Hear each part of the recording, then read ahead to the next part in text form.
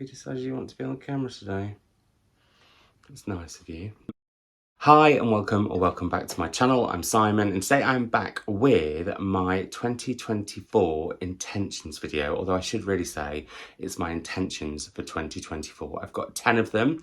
No resolutions this year because I am not about giving myself goals or things that I could potentially fail at and then have reason to beat myself up about. I mean, we'll talk about that a little bit more within my 10 intentions. But before we get on to those, I just wanted to say Happy New Year again. I know I said it in the prompts video with my mum, which we're both very excited about, and it's so lovely to see so many of you joining in with them. And also thank you to those of you who suggested them. If yours didn't get picked, it still may well throughout the year, as you can see when we talk about other ways that we might use them, as well as what the 13 prompts are.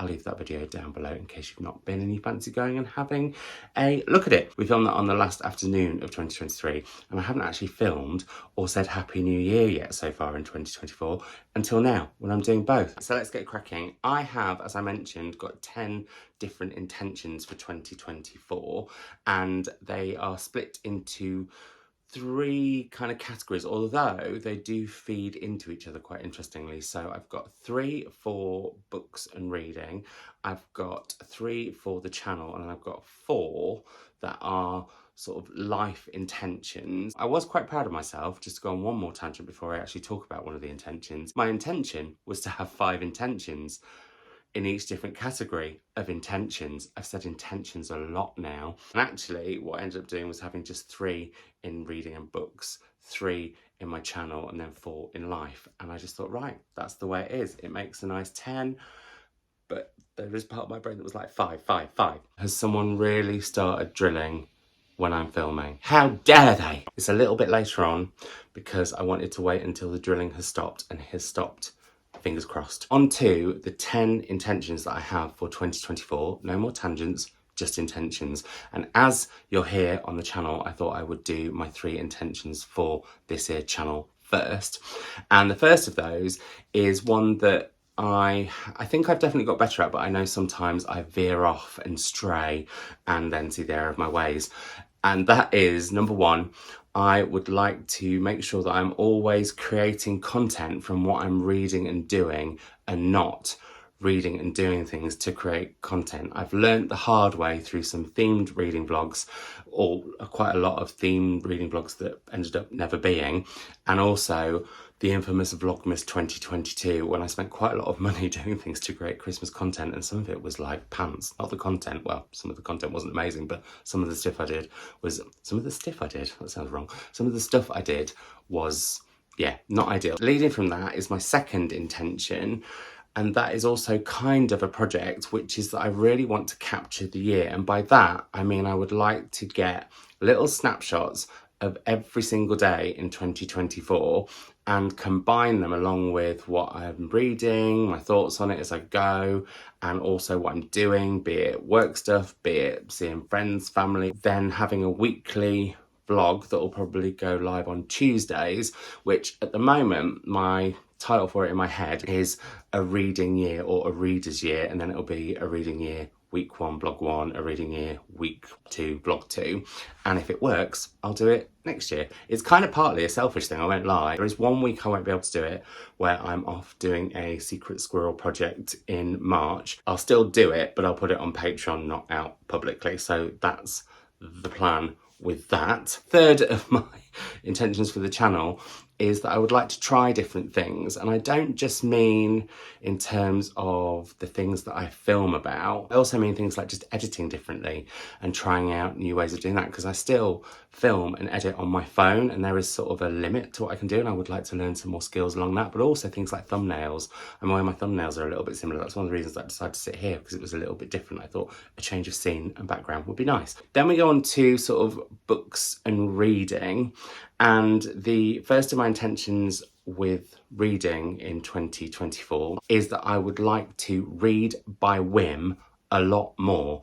I'm not going to be able to do it all year because I'm going to be doing things like reading the Women's Prize for Fiction long list with Mum again, and possibly the Women's Prize for Non-Fiction shortlist this year. Maybe other little things that come up and different things that I have to read for work, but definitely like more whim, where I can. I've got a feeling I'm going to struggle with it because whilst I've never read 100% for work, which I think sometimes people think maybe I do. I'd say it's more like 60%, but I'd quite like it to be about 30%. The second one of my reading intentions is that I would like to tackle the TBR. And one of the ways that I'm going to be doing that is through the Savage Prompts, which I mentioned earlier, that me and Mum picked earlier. That's going to be shopping my shelves. I'm not allowing myself to buy any books for any prompts. If books come in that then suit a prompt later, that's fine, because I think books, when they come in, they become part of the TBR. And whilst I really want to head to some backlist books and some of the books on these shelves here, I also want to make sure that I'm a bit better at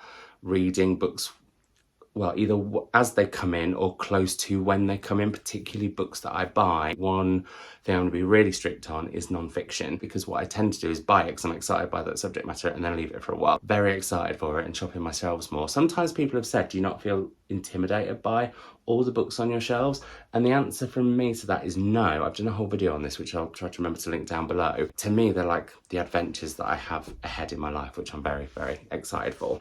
I've made notes so that I don't go off on too many tangents right down here, which is why I keep looking down there. Third of my intentions for reading, before we move on to my life intentions for 2024. That does sound really grandiose. I would like to DNF more. That sounds like an odd thing to say. I will make a whole separate video on the books that I DNF'd last year and talk about why I DNF them, why I think it can be a good idea to DNF them. I need to remember the one thing that my granddad said to me when he was terminally ill, and that was that he had no regrets in life except for finishing books he didn't enjoy. And his rule was, if you didn't like it by page 60, you probably weren't going to like it at all, even if the last chapter was mind-blowing. I just want to be reading books that make me want to constantly read, if that makes sense. On to, as I mentioned, my intentions for my life. It just sounds so grandiose. My intentions just in general, that's better, for 2024. One, that less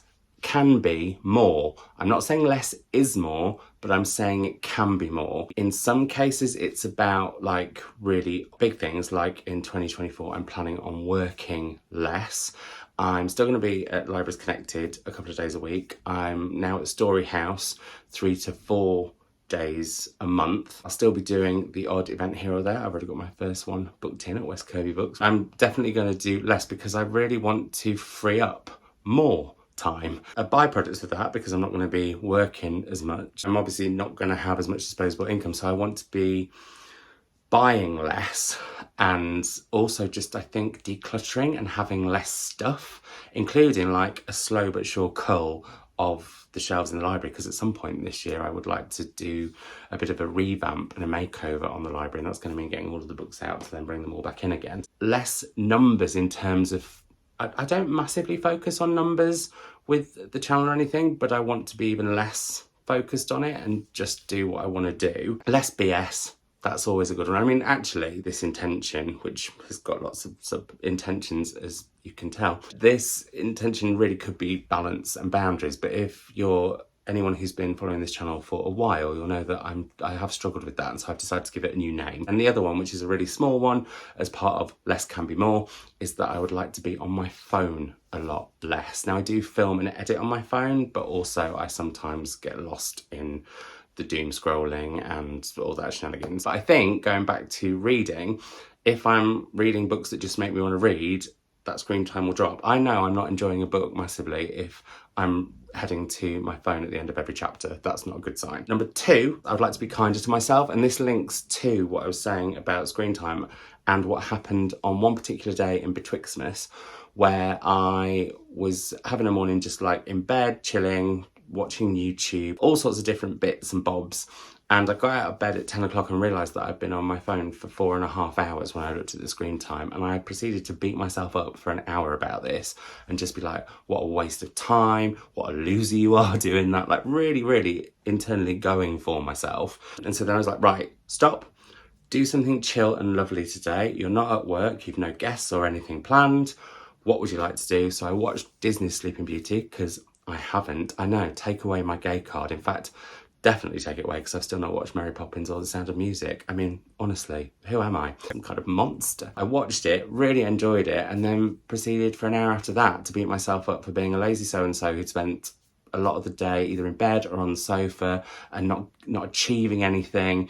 Now, I will say I got into relaxing during the pandemic, and then when everything got back to normal, I sort of forgot about it and just want to do lots. And I do think sometimes people just like being busy. I think it is something that I enjoy and slightly feed off. However, I am very aware, post burnout 2022, that I do need to stop.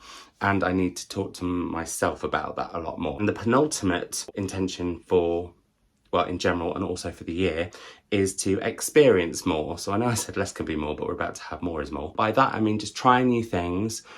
I love the power of the word no, but I also think it's really good to say yes sometimes, especially to things when they might be uncomfortable. I mean, doing live from Hay for Sky last year was terrifying and I was so nervous. I said yes because I mean, it was an amazing opportunity, obviously. I'm doing British Sign Language at college last year. There's two things that I've got at the forefront of my mind. And one is I would quite like to join a walking group because I think it would be a nice, gentle way to approach sort of some health and lifestyle changes I would like to introduce this year. But I'm not going to go on about that because nothing could be more boring, I don't think. Unless any of these things that I'm talking about as intentions you would like me to keep you up to date on in the reader weekly vlogs throughout the year, let me know that in the comments down below. Anyway, but also I think it could take me to some different places, and that does lead into the other thing that I'd like to experience more this year, and that is the UK. I really want to kind of head to bits of the UK and Northern Ireland that I haven't been to,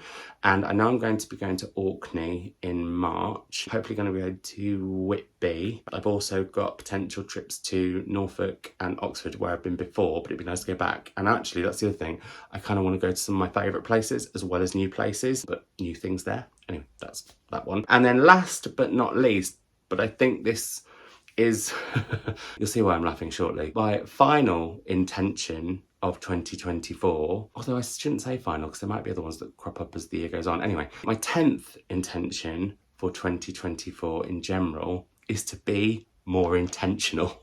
The most important way that I want to be more intentional is with my time and what I'm doing with it, being a bit more structured with when I'm working and on what days and sticking to that because I was dreadful at that, especially towards the end of last year.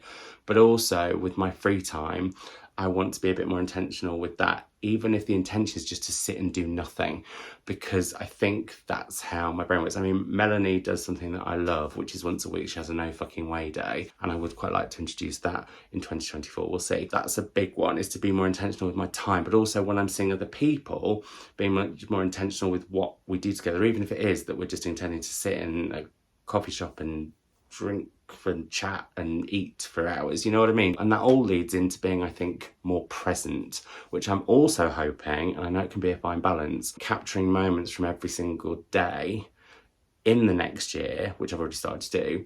I think that will also make me more present, and maybe doing a bit of photography would add to that. Anyway, so there we go. Those are my 10 intentions for 2024. I would love to know in the comments down below what your intentions are for 2024, if you have any.